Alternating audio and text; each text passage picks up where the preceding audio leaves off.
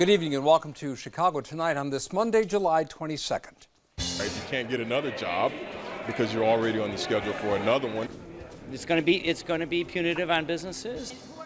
Should larger Chicago companies be required to let employees know of their work schedules 2 weeks ahead of time?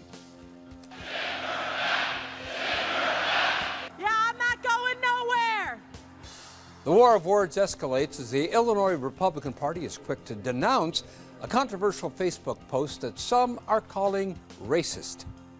There is an app that can make you look older or younger, as you probably know, but how concerned should we be about privacy, especially when the company is Russian?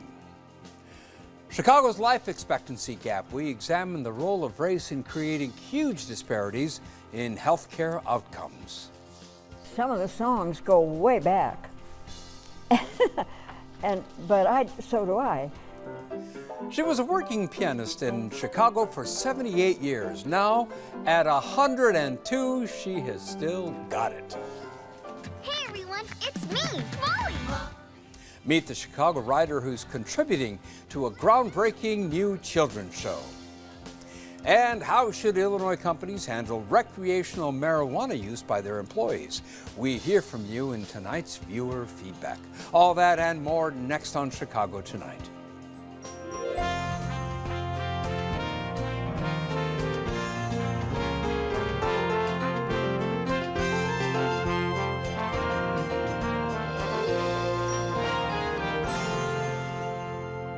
Thanks for joining us. I'm Phil Ponce. The mayor gives a hard no to a plan for Chicago's port.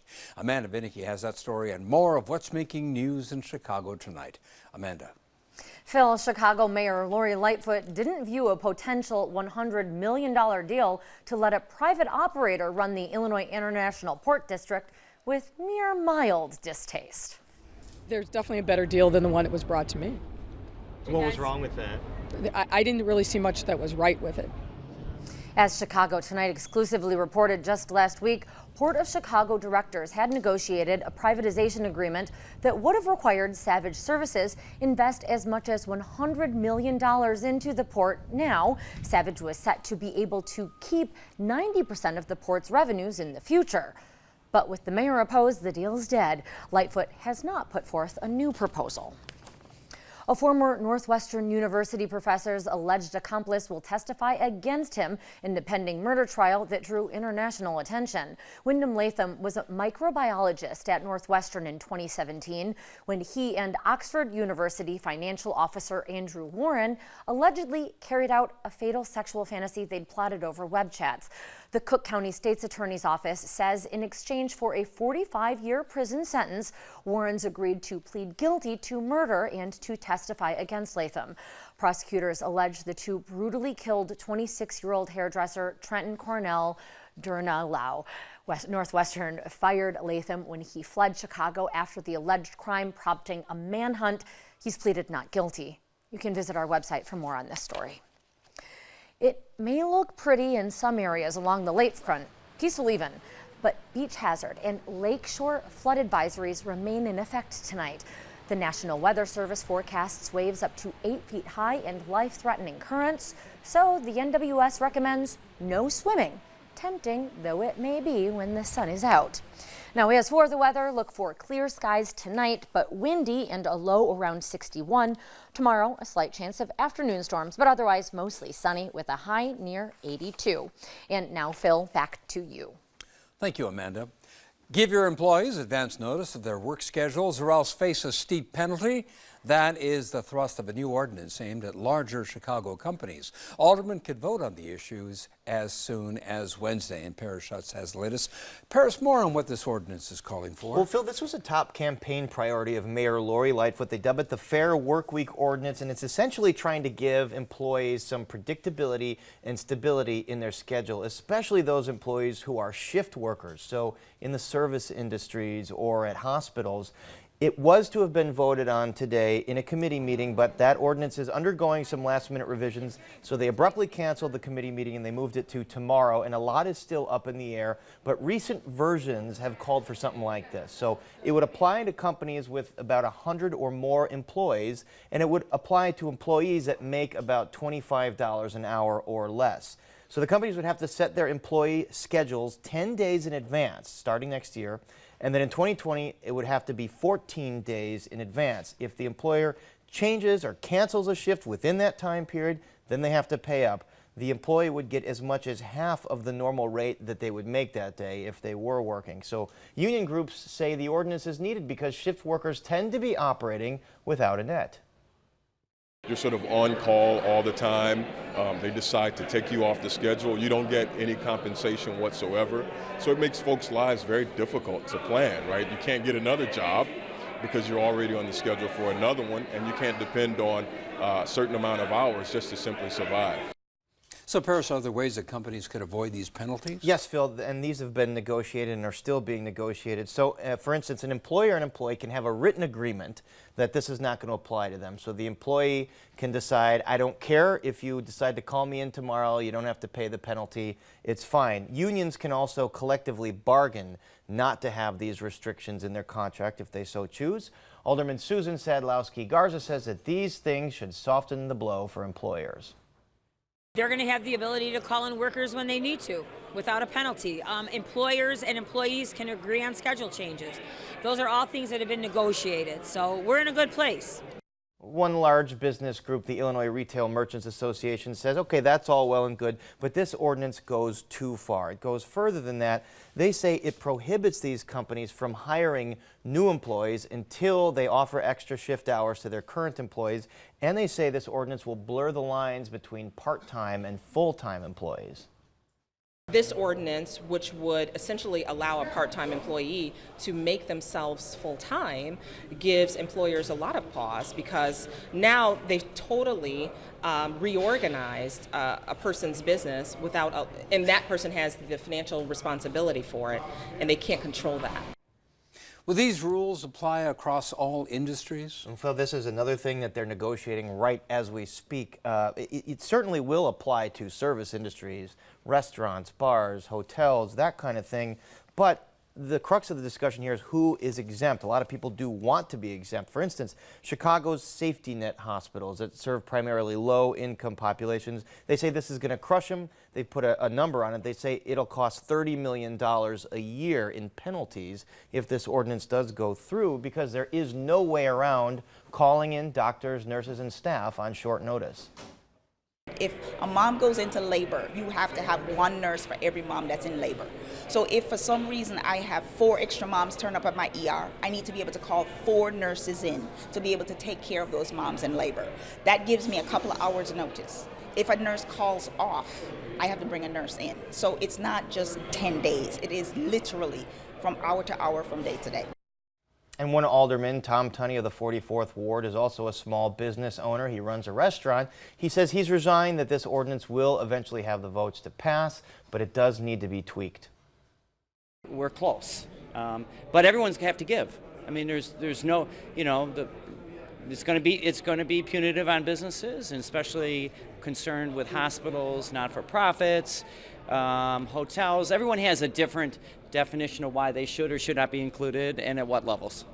So it was to have been debated and voted on in the Workforce Development and Audit Committee in City Council, chaired by Alderman Garza. But we mentioned the mayor's office is still negotiating this thing at the 11th hour, and they all hope to meet tomorrow. There's always been a discussion around what industries will apply, what the threshold levels are for number of employees, and then of course the finer details of the coverage. I don't want to get ahead of where the language is, but those are the kind of things that we're continuing to fine tune. So whatever specifics we reported tonight, Phil, that could change by tomorrow. The meeting has been rescheduled for tomorrow, and the full City Council could take this up as early as Wednesday. Paris, thank you. And now to Carol Marine and a controversial Facebook post that some are calling racist. Carol.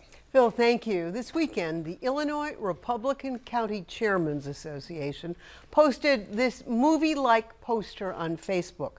The president of that organization took down the post, saying it wasn't approved, and then the chair of the Illinois Republican Party condemned it for using race or religion for political disagreement. The controversy comes after President Donald Trump's tweets telling 4 minority congresswomen to go back and help fix the totally broken and crime-infested places from which they came and then come back. That earned the president a rebuke in the House that 4 Republicans voted for. Then there was the send her back chants at a Trump rally in North Carolina. At first, the president distanced himself from the rhetoric, but now calls the chanters incredible patriots. Here to talk about the Illinois controversy and the escalating war of charged words are Ahmed Rahab. He is the executive director of the Council on American Islamic Relations in Chicago, and Charles Douglas Love. He is the president of the Minority Prosperity Council and author of Logic, The Truth About Blacks in the Republican Party. In his latest book, We Want Equality, How the Fight for Equality Gave Way to Preference. Welcome back, both of you, to Chicago tonight. It's a pleasure. Mr. Rahab, let's begin with you and this Illinois Republican chairman's Facebook post. When you saw it, what was your sense of it? I thought it was really disturbing and problematic. It drove some of the typical anti-Muslim tropes that we have seen coming out of certain factions of Americans, unfortunately, what we call Islamophobia, where it looks at someone who's a Muslim and then it basically links them to violence, to guns, to things like that, part of the stereotype. These are individuals who are against gun proliferation. That's the irony of the situation. And those who are pummeling these stereotypes are actually for no control on guns. So it's a bit of an irony in the situation. Mr. Love, when you saw it, what was your sense of it? I thought it was inappropriate and stupid, but I don't think that what's odd about it is it wasn't created by them. So I had seen it before on the internet. So it's just something that some, social media dweller posted up there and somebody retweets. So people tend to, in these heightened situations to start reposting stuff. So I really don't think you can connect that, take that and connect it to GOP specific or whatever. And I guess this group, I'd never heard of them, but they're not connected with the state party or something. Republican Chairman's Association is. Right. But at the same time, they did say that they had many sort of ways of checking these things, but it somehow got through the net. Was it racist? Well, I don't know. You're talking about particularly this movie poster kind of thing, not his tweets. No, I mean, it's like to say this is racist, you're forcing me to play the left's game of changing the definition of words. So you talk about the definition of racist and you look at that poster and say, does it fit?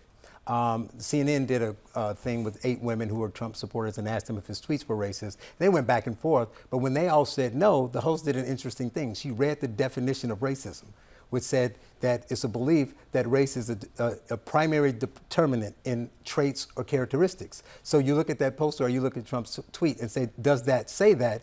And by definition, it's not. We're changing definitions. Mr. Rahab, was it racist? I think it was, but I don't want to be hung up on name calling the way that they are approaching politics. I think we need to push away from that and look at the larger picture that we're seeing right now. This is not so much a debate for me about whether the Illinois Chairman's Council of the GOP here agrees with the intern that posted this up, and it wasn't a repost, it was an actual post. They uploaded the photo. My concern is whether they agree with the President of the United States, because we've seen a lot of silence from GOP leaders nationally and locally when it comes to the bullying tactics that this president has put forth, not just against members of the Congresswomen of color that we call the squad, but against immigrants, Muslims, Latinos in general, African Americans, minorities, from the very beginning when he started off with his Mexican rapist speech, all the way through the Muslim ban, what is happening at the border, the end of human rights as we know it, as it applies to people trying to seek legal asylum in this country, so on and so forth. That's more of my concern. And furthermore, it is about how he uses very purposefully these types of engineered controversies in order to push and pull away from the issues that matter to the rest of us. Healthcare, education, guns on the streets. That kind of distraction is a gimmicky type of politics that all Americans, left and right, must stand up to. Mr. Love, your view on that? I think that his response was awesome because it's perfect in the sense that He brought in everything, went to the pack of everything that Trump had said and done, and he said it was an engineered thing. So if that's the case, I don't know what's in Trump's mind, because I hear a lot of Trump supporters saying that it was genius, and I don't know, I don't give him that much credit to say, yes, he can pull strings, but he's kind of lending to that argument, saying that it was engineered, but what the left is doing is buying into, taking the bait, and they're letting him reel them in a sense. To say it's racist and bring in the African Americans and the elevator, and escalator and all this other stuff, it's just overwrought. And those kind of overwrought responses is actually going to help Trump, because it's going to make those people who don't particularly like him, who are in the middle, realize that the left is going too far. So they say, I don't like either side. Who do I have to push back against the most? And they're going to say the left. The problem with stopping at it's engineered and saying, therefore, it doesn't matter, or we can just move on, is that there are consequences to a president. This is a president of the United States. This isn't some inconsequential crazy uncle that we have over Thanksgiving, blabbering stuff that doesn't matter to anyone. This is someone whose words are read and heard by millions of people around the world and in the United States, some of whom can actually carry out some of the sentiments into actionable threats against minorities. I mean, I believe there's a target on the back of each of the members of the squad and others who are targeted by this president. There have been, to my knowledge, organizations that have invited them to give speeches that had had to hire $10,000 worth of extra security just for a young woman who's a freshman congresswoman to give a speech to her fellow Americans. It's because of these bully tactics. Mr. Lowe? I would say, is that any different than what's going on? That's kind of more of a shift than what's happening today, period. It's not a Trump-led thing, because that's new for them, but that's been conservatives for the last 2 years.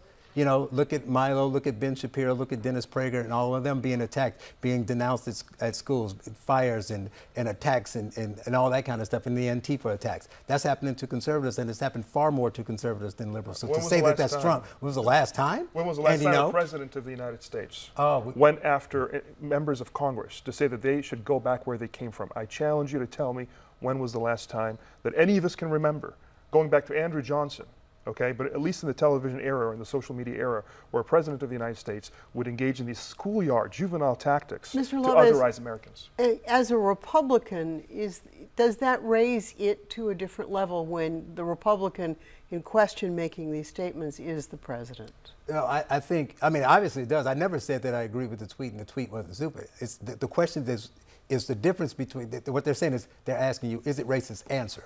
And, a lot of this stuff isn't that simple. For instance, it would be like saying, all the ugly people do this, and then somebody stands up and says, why do I have to leave? All the ugly people leave. Why do I have to leave? Well, in that situation, you called yourself ugly.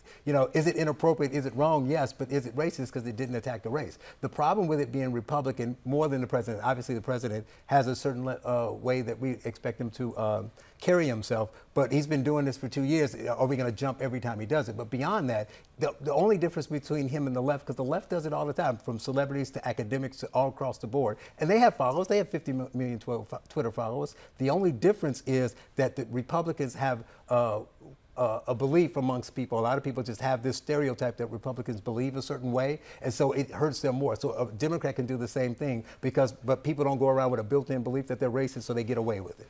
If I said 10% of what this president is saying in terms of the racist language he's using, I would be disinvited from this program. I couldn't say the things that he's saying on this program. If I was an employer, I'd be investigated by the EEOC. We cannot hold our president to lesser standards that we hold the rest of Americans. We have to hold him to the same standards, if not higher standards. The EEOC, as you bring it up, has a rule that says ethnic slurs and other verbal or physical conduct because of nationality are illegal. Potentially unlawful conduct includes insults, taunting, comments like, go back to where you came from. That's a federal agency rule of a government that the president heads. Is the rule not applicable to him? Well, no, I'm not saying it's not applicable to him, but the things about that is, one, it's the same as that shift I keep talking about what's racist. We're calling everything's racist. So now talking about people, making fun of people is racist is what it's saying, for one thing. And just because it's saying because of nationality. Okay, and then I'm going to lead to that. So what nationality were these four supposed four congresswomen? Because he didn't say any names, and so again, like I said about the ugly comment, so he didn't say any names. names, but we all say he said it about this person. So, you know, that's one. But what national, you were going to tell me what nationality? Somali, Palestinian, Puerto Rican, which happens to be part of America, ironically, and the president perhaps doesn't know that. Geography is not his best thing. Sure but here's what's interesting. See, when we talk about, okay, he's coming after them not because of where they were born or their religious background, it's because of their socialist beliefs. Let's run with that for a second. Who is identified with very quickly? Who's associated with socialism more than anyone in this country? Bernie Sanders. When was the last time Trump told him to go back where he came from? He only looks at women of color, people of color, as being second-rate citizens, as not belonging. Racist. And that's racist because it was created by people who are racist. Yeah, saying people of color, I mean, most blacks don't like the African-American label, but people of color, you might as well just call me colored. I mean, what is a person of color? It makes absolutely no sense. It's like everybody's deferring, as the great Shelby Steele said to me the other day, is that we all deferring. You know, whites just say, well, if it's going to hurt somebody's feeling, just defer. It doesn't matter whether it makes sense or not. Let's just defer. It's about treating people what is equally. people of color? What is people of color? I think semantics doesn't matter. Treat people equally is what matters. And I think we're not going to resolve. I think we're not going to resolve this in the seconds that remain. But we do thank you, Ahmed Rahab and Charles Douglas Love. Thanks for being here. Thanks, pleasure. More on Chicago Tonight. Stay with us. Chicago Tonight is made possible in part by the City Club of Chicago. Smart people may disagree about what makes a great city, but part of what makes Chicago great is that we don't have to agree. To run a city like ours, a lot of issues come up. The City Club of Chicago is a place to debate those issues and hear from the men and women who shape the policies, lead the industries, and tell the stories that define our city. For the free and open exchange of ideas, the City Club of Chicago. Still to come on Chicago Tonight, why Chicago has the largest life expectancy gap of any big city in the country. She came to Chicago at 17 and played piano professionally for nearly 8 decades. At 102, she still has it. The groundbreaking creative process behind a new PBS Kids show as told by a local writer. And have you been noticing all the fireflies in the Chicago area? We hear your thoughts in tonight's viewer feedback. But first, as you may know, there is a popular app causing a stir right now, and it's called FaceApp. You import any photo of any person, like this familiar-looking fellow, and it will make him look older and even more distinguished. Or like the baby-faced kid he used to be back in the day. You may find this app fun or creepy or both, but FaceApp has raised serious privacy concerns, especially since it was created by a Russian company. Joining us to help sort all of this out is Derek Eder. He's founder and partner of DataMade. That's a Chicago-based civic tech consulting company. And Derek, welcome back to Chicago Tonight. Good to be here. Before we get into some of the issues regarding privacy and so forth, can you just give us let's take a quick look at a few of my colleagues whose images have been subjected to this. Here is Amanda Vinicki now. Here she is as an older person, and here is Amanda, young Amanda. Junior high Amanda, I would say. And let's move on to our colleague Paris Schutz. Here's Paris Schutz now. Here he is as a handsome older guy. And here is Paris back when he was making his first communion, I think it must have been. So how does this work? Yeah, so it's pretty amazing, right? It kind of looks like magic, right? So FaceApp is an app that's actually not too dissimilar from some of the other applications you may have on your phone, like Instagram, and actually even most phones that come with the default camera have some of these filters where it can put you, like it looks like you're on a roller coaster or do all sorts of other things to it. So it's augmented reality, and it's using image processing and machine learning to essentially take the photo that you give it and then process it in a way based on a bunch of training data. So it's a really, it's kind of amazing, but it really is a representation of just really how far we've come in the last 5 years, especially in this particular field of research. And this iteration of this face filter, if that's what you want to call it, it seems to be better than some of the other ones, is it? It certainly does seem to be a little bit better. It's certainly more popular than some of the other applications out there, and I think that's why it's gotten a lot of attention all of a sudden. It's one of the reasons, at least. It's hit the top of the app stores in terms of its popularity. So I think that it's a representation of really how far this technology has come, and is probably close to what you could call cutting edge. Yeah. Now, is this just for amusement, for entertainment, or are there some real life kinds of issues that this could be used on? Say a child is kidnapped and she or he has been gone for a while. Sure, yeah, you could imagine it being used that way, and I know that it's also been used by folks in the LGBTQ community to do their gender swap, so you can see what you would look like as another gender. It has some practical applications. It does seem like what most folks are interested in, though, is just the fun of it, of what will I look like when I'm older or when I was younger. Why did these companies create these kinds of filters? Well, it's all about getting popularity, right? And this application, as I mentioned, is already at the top of the app stores, and it's free, right? So it kind of makes you wonder, what is this app doing? Why did they make it, right? What is in it for the creators? Right. Yes. What is it? And so I think that it's like many applications that exist out there. It's all about gathering as many users as you can, and then figuring out later what your profit model will be, right? That's what Facebook's model was for a long time. That's what a lot of what Google does, what their model is all about. It's all about gathering as many users as they possibly can and collecting their user data along the way, and then figuring out how they can monetize those folks and that data. And that's actually where some of the concern can really come in with these applications. Well, so let's talk about some of those concerns. Specifically, privacy concerns have been raised.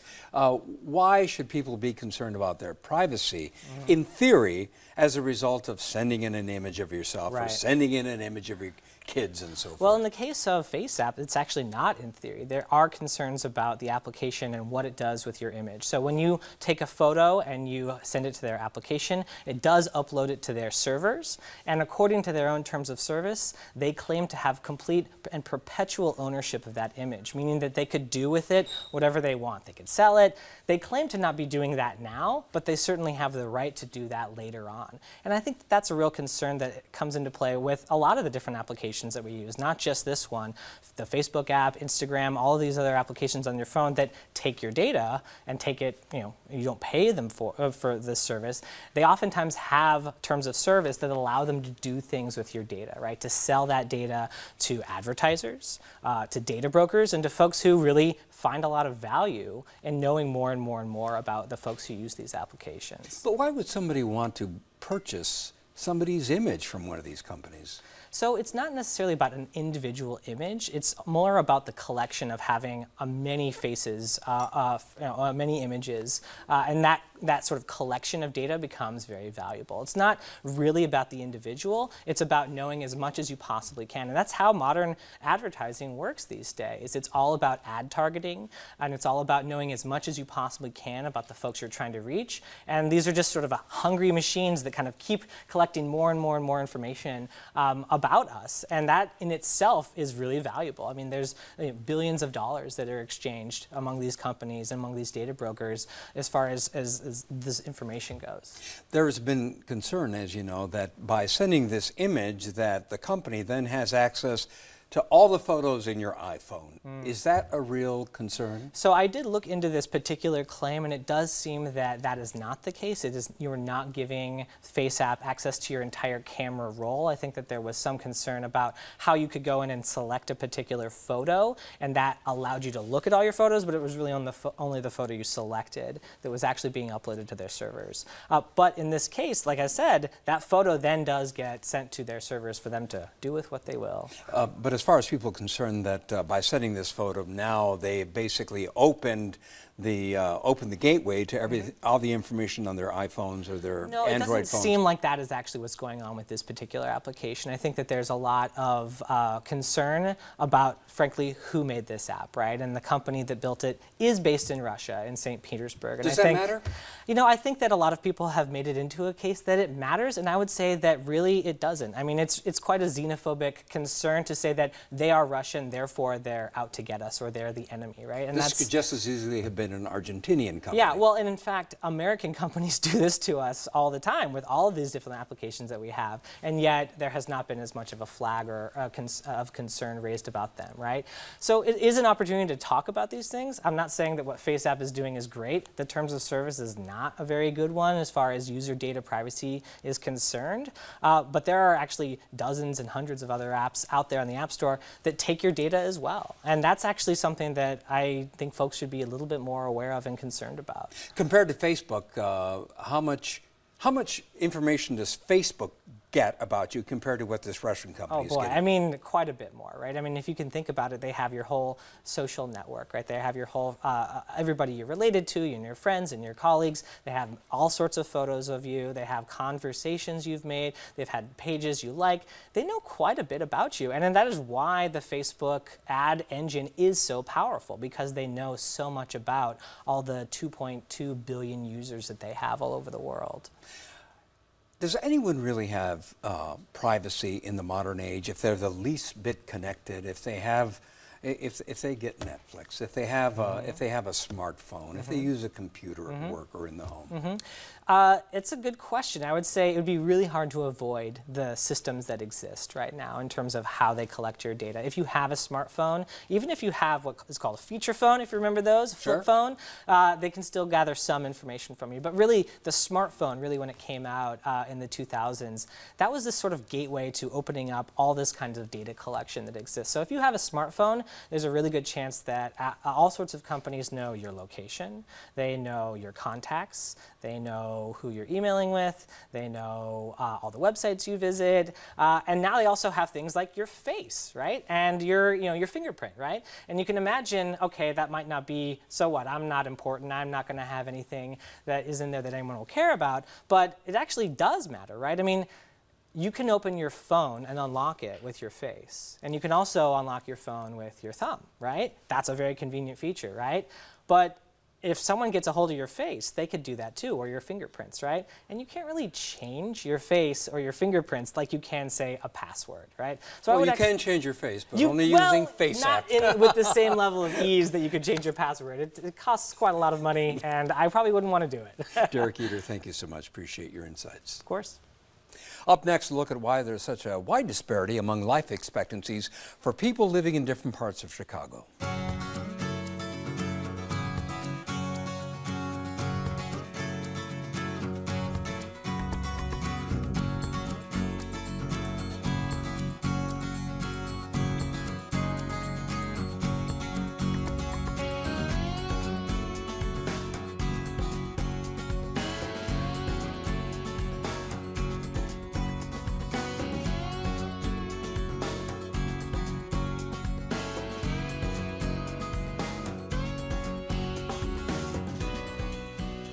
Chicago has the largest life expectancy gap of any big city in America, and much of that gap seems to be driven by race. That's according to a recent study by the NYU School of Medicine.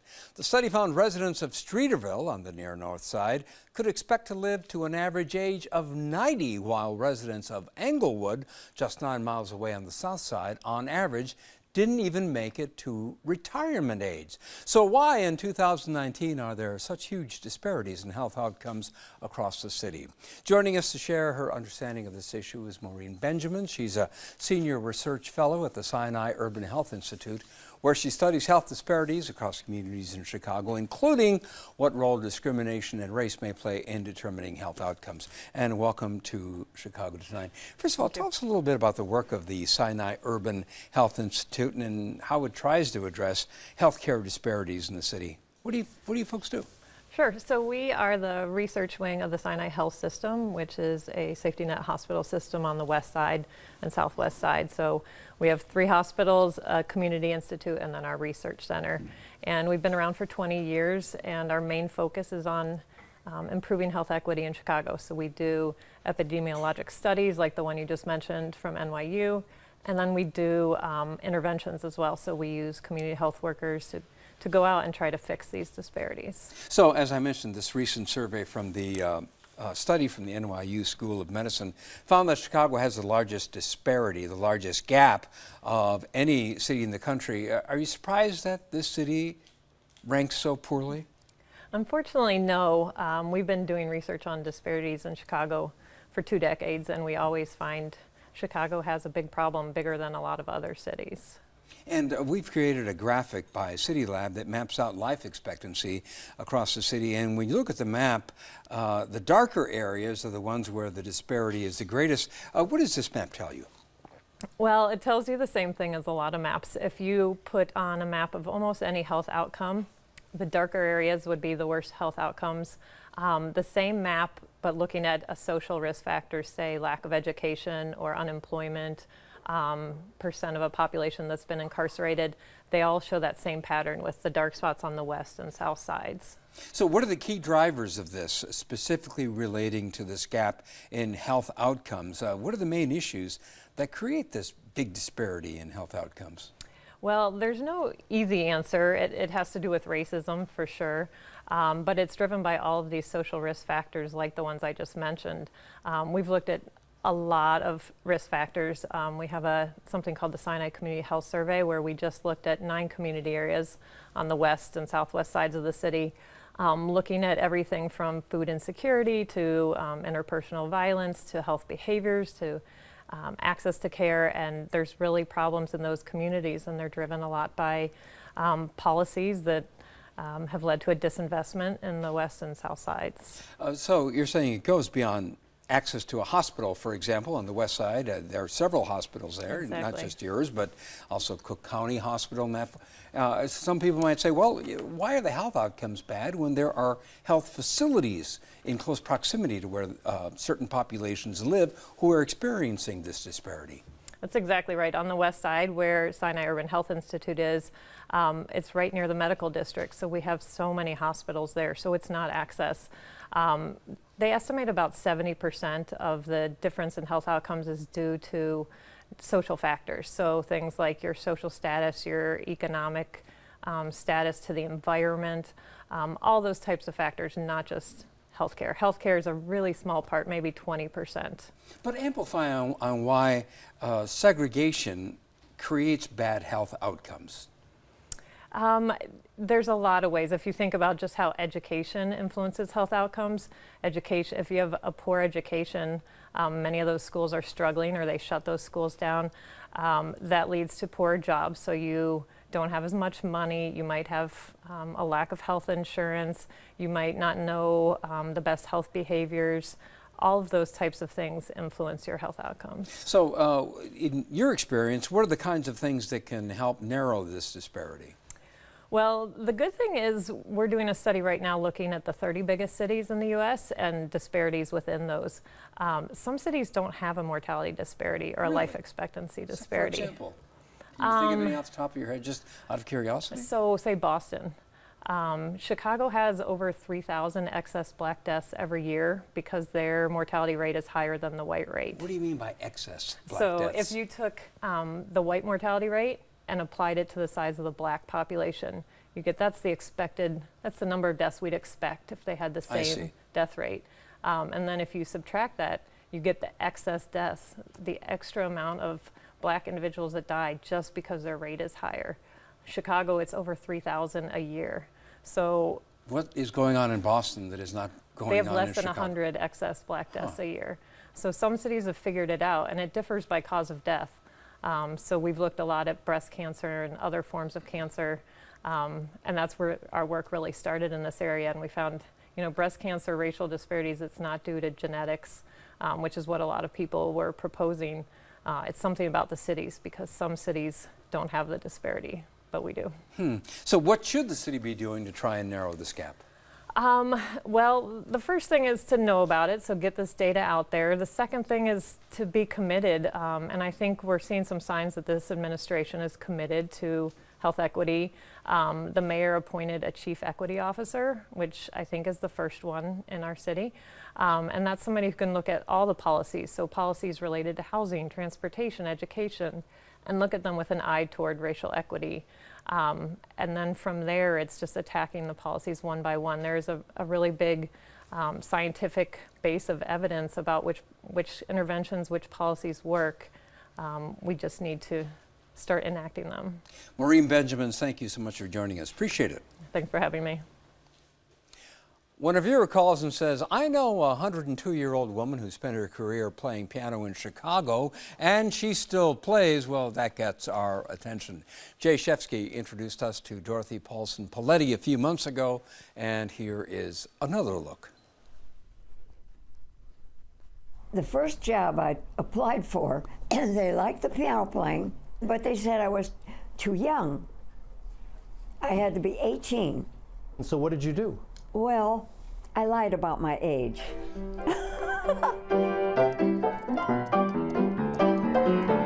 It was 1934 when 17-year-old Dorothy Olson Paletti arrived in Chicago. And we're visiting her 85 years later. I am 102 years old. For nearly 8 decades, Dorothy has been a busy working pianist in Chicago, playing in hotels, nightclubs, restaurants, and on radio.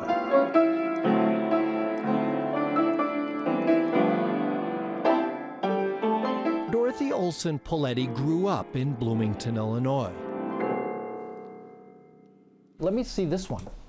Dorothy's first job was at age 9.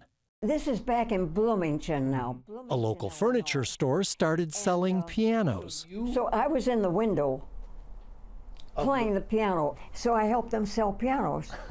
Well, and this is you here. She was a prodigy at the age of 9. Oh, prodigy. That's what it says right there. When 17-year-old Dorothy arrived in Chicago, she stayed with relatives and found work right away. I started auditioning at hotel lounges, and that worked out very well. So, and I found out that agents were interested in me. I don't know why. Because you had talent. Well, no, because they would get 10% of my salary. That's why. Dorothy was always a solo act, and she became a regular at places like the Hotel North Park, the Drake, LaSalle, Pick Congress, and her favorite, the Empire Room at the Palmer House. Every job I've had has been nothing but fun, because the idea of an entertainer is to entertain and to get people involved. I had them singing, I had them playing duets with me, and almost everybody would have a favorite song. Some of the songs go way back. But so do I. Then you and I came wandering by. Dorothy married, had 2 kids, and she kept right on playing. I've been listening to my mother ever since I was in the womb. She was a working mom. She was. And she'd get dressed in the formals, and she'd make our dinner, and she'd go off to work, and we'd have a babysitter. No matter what time she got home from working, she would get up and make breakfast for us and get us off to school. And those formals, Dorothy made them and all her clothes herself. Dorothy says it was very common for customers to want to buy the piano player a drink. When people wanted to buy me a drink, I would say, well, now, this is my job. Do you drink on your job? And none of them ever did, or they said they didn't. Dorothy played pop, classical, jazz, and humorous songs, like The Drinking Man's Diet. For breakfast, there's cornflakes and vodka, but cornflakes have carbohydrates, so I don't eat those fattening cornflakes. I eat the vodka straight. Drink. Dorothy Olson Paletti's last paying gigs were in her mid-90s, though clearly she's still got the chops. If pounds you would burn off, then turn on your Smirnoff and drink. Drink, drink. For Chicago Tonight, this is Jay Shefsky. It goes on and on. Yeah. That would be some breakfast. After the story first aired a few months ago, the Palmer House invited Dorothy to return to the Empire Room. She was welcomed in the lobby by cheering Palmer House staff. Then she and her family were treated to lunch in the Empire Room while being serenaded by Chicago musicians.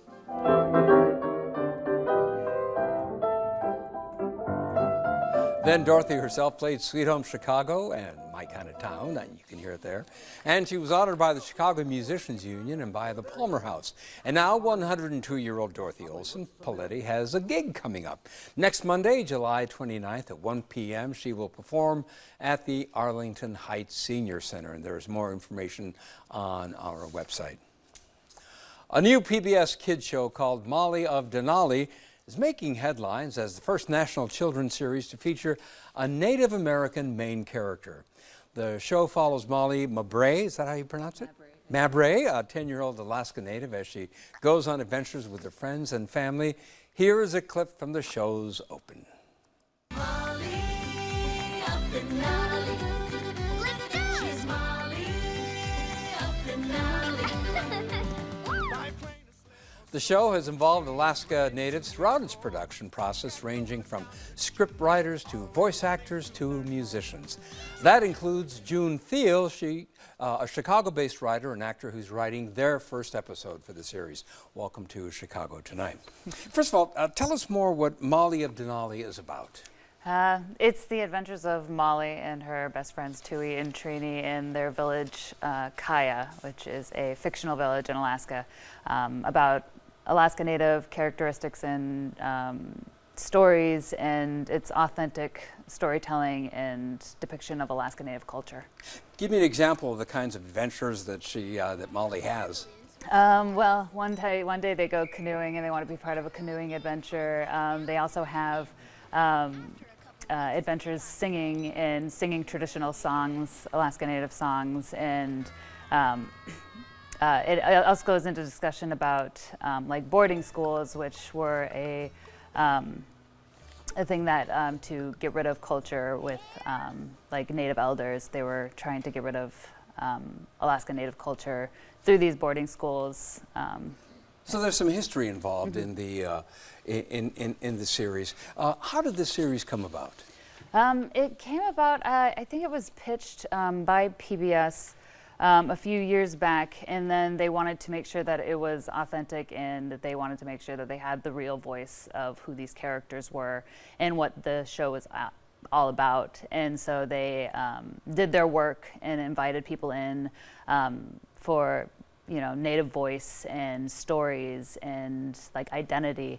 And so they really kind of got to the bottom and authentic voice of a lot of different Alaska Native people. Well, tell us about your background and how it dovetails with this new cartoon. Yeah, I am originally from Alaska. I am Athabascan and Yupik, Athabascan like Molly. And I wanted to be an actor. I am an actor, and I came to Chicago. I went to Columbia College and went to school for acting, and then kind of rolled into playwriting, and that's how I kind of got into Molly. But there was a specific program set up. You talk about PBS's effort to make the show authentic, and as part of that effort, they had this program for writers. Tell us about that. They, and I had noticed it was on social media, so I was like, oh, this is a really great opportunity to kind of get involved. It was a Alaska Native Fellowship for script writing, and Is that what the headline said? It was something like that. Because that must have really gotten your attention then. I was like, wait a minute. If it was that specific. It was pretty specific, and it was for the show, which I had heard about for the last year or so, and I was interested in. I was like, God, wouldn't that be cool to get like an opportunity to participate in any possible way? And this popped up, and I applied, and luckily I got in, and we got flown out to Vancouver and sat in a small room for a week to learn the basically a crash course of kids television script writing. And so you are in the process right now of coming up with a script for an episode of the cartoon, which will basically be your creation. Is that right? Yes. So where are you now, and how do you approach how to come up with an episode? Well, we started to kind of brainstorm ideas, and we threw out ideas to the writers that we were working with, and we kind of narrowed it down together and figured out general storytelling aspects. And then once we were sent out to like kind of write the whole thing on our own back in our regular lives, it was kind of up to us to hit the ground running, and we have good communication with like the other writers, and so they help us along quite a bit. Without tipping your hand, can you tell us what yours is about, or is that wait and see? I don't know if I can tell what mine's about. Right. So. Well, then that'll just pique our curiosity, so we'll watch the program. But the importance of having a show with a Native American lead character. Yeah, it's hugely important. Representation, as we know, matters, and for me, not having that representation when I was a kid, it was weird, and I didn't really think about it until I got older and I knew how to actually talk about these things. But yeah, I think it'll get rid of some of those stigmas, some of the stereotypes that have been kind of hounding Native American culture and like Native American people for ever, and hopefully help us bring us into a new light. You talked about some of the historical tidbits or historical themes that will be presented in this cartoon, and one of them involves a boarding school. Tell us about that. Yeah, so a lot of Native Americans, Alaska Native and Lower 48 and First Nations, were sent to boarding schools where they were assimilated and went through the process of assimilation. Like my grandparents, and so they were, told not to dance, not to speak their language, not to do anything cultural, spirituality or anything, and they were kind of converted to Christianity or whatever religion that was prominent in that area, or Russian Orthodox. So Russian Orthodox? That was a big one in Alaska. Is that right? And you say this happened to your grandparents. How long were they in boarding schools? I don't know the exact details. And a lot of it was like not only boarding schools, but it was also missionaries, and a lot of that kind of stuff all have effects on this assimilation. What has been the reaction of Native communities in Chicago to this cartoon? Have you gotten any feedback yet? Because it started airing. Yeah. It's we had a premiere at the American Indian Center for their summer programs, their kids' summer programs. It's here. It's in the Albany Park neighborhood. Yeah. And it was great. The kids seem to really enjoy it, and I'm getting a lot of support and a lot of really wonderful feedback, and people are excited for the good representation. The show is aimed at kids who are 4 to 8 years old, but what can older viewers draw from the program if you're sitting there watching it with your grandchild or with your son or daughter? I think they can draw a lot from it. There's a lot of different things to learn from it, even if it's just like some interest in Alaska. It's like it talks about a lot of Alaska stories, and Alaska's a big thing right now, has been for the last several years, that I think that it'll be like kind of an easier way to take in what Alaska is and what the meaning behind it, and like the differences between there and here. June Thiel, thank you so much for joining us. Very much appreciate it.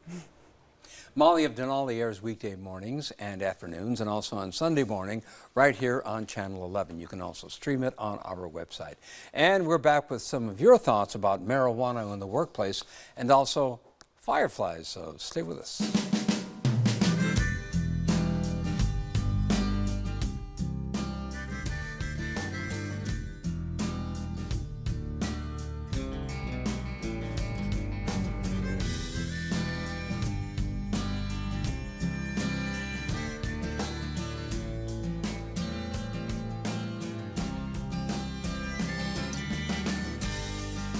Before we go, some viewer feedback.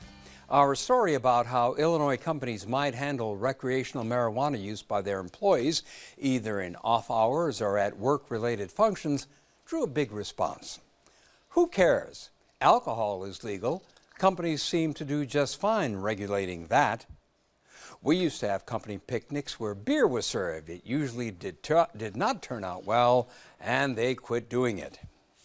Alcohol is infamous for fueling aggression, violence, and obnoxious behavior. Marijuana is famous for creating peaceful, friendly attitudes. Companies should not have to accommodate people that abuse drugs. It is a legal risk to their business. Unlike alcohol, marijuana is generally smoked, so it would never be allowed at work functions, just as cigarettes are not allowed. Of course, edibles are a different story, so if someone eats them before the event and gets high, I guess that's not an issue. The announcement that the proposed open water swim in the Chicago River will be delayed drew this response. Not enough antibiotics and antivirals on hand? The bottom silt layer is full of heavy metals, even if the water was replaced by Brita. They could call it swimming with scary microorganisms or don't drink the water swim. Y'all's newborn babies are going to have extra eyes after a few laps in here. And is it just us, or have you been noticing all the fireflies in the Chicago area too? This was the first year that I've seen fireflies in many, many years. They look like Buzz Lightyear. They are everywhere. Interesting, I live in the suburbs, Valparaiso, and I was just saying the opposite. By July 4th, they're usually in full effect. This year, for whatever reason, I'm seeing less out there. Strange that there's an uptick in other areas of the Chicago area. I have not noticed this, but I've never seen as many dragonflies as I have this year. And our thanks to Radim Schreiber, that is, from fireflyexperience.org for that firefly video. As always, we appreciate hearing from you. Join the discussion on Facebook and Twitter or post your comments on our website. And that is our show for this Monday night. Don't forget to stay connected with us by signing up for our daily briefing. And you can get Chicago Tonight streamed on Facebook, YouTube, and our website, WTTW.com/news. You can also watch via podcast and the PBS video app. And please join us tomorrow night live at 7. Howard's Chicago Design Competition hopes to shore up middle-income home ownership. And Preserving Artwork. A leading local conservator restores treasures from museums and private collections. Now, for all of us here at Chicago Tonight, I'm Phil Ponce. Thank you for watching. Good night.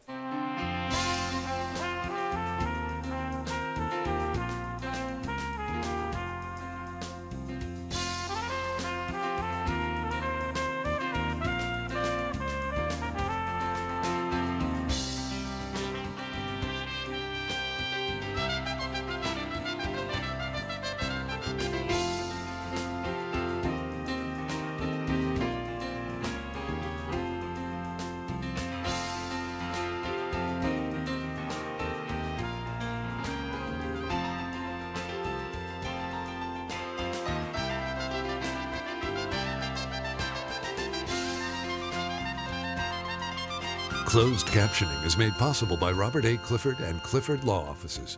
Robert Clifford is the honoree of this year's Illinois Bar Foundation's annual fundraising event that raises money to enhance the availability of justice for those without attorneys throughout the state.